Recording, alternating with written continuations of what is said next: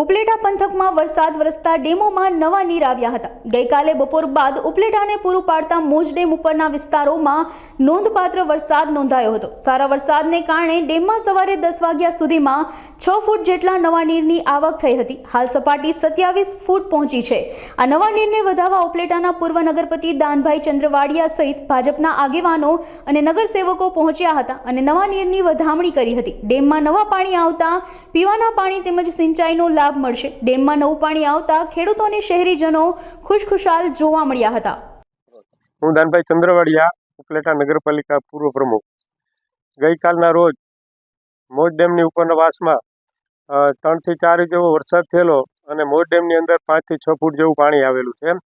અમે જિગ્નેશભાઈ અને હરપાલસિંહ બેઠા હતા ત્યારે કિરીટભાઈને વાત કરી અમે કે ભાઈ આ મોજ ડેમ ઉપર પાણી આવ્યું છે તો આપણે ત્યાં જઈ અને નવા નીરના વધામણા કરીએ। એટલે અમે આજ રોજ આ ડેમ ઉપર હાજર થયા છીએ અને શ્રીફળથી એને નવા નીરના વધામણા કર્યા છે અને પ્રભુને અને મેઘરાજાને એવી પ્રાર્થના કરી કે આ ડેમ વહેલામાં વહેલી તકે ઓવરફ્લો થઈ જાય અને ખેડૂતો દર વર્ષે જે સિંચાઈનો લાભ લે છે એ વધારે લાભ લે અને આ વિસ્તારમાં જે કંઈ અમારી જે સંપત્તિ છે ખેડૂતોની કે જે કંઈ એની જે વૃદ્ધિ અને જે કંઈ કમાય છે આ મોજ ડેમ ઉપર આધારિત છે। એટલે વધારે વહેલામાં વહેલી તકે આ ડેમ ભરાઈ જાય ને ઓવરફ્લો થઈ જાય ને આજે કંઈ ખેડૂતોની આ જીવાદોરી તરીકે જ આ એક ડેમનો ઉપયોગ થાય છે અને ઉપલેટાને પીવાના પાણી તરીકે પણ આ જ ડેમમાંથી ઉપયોગ થાય છે।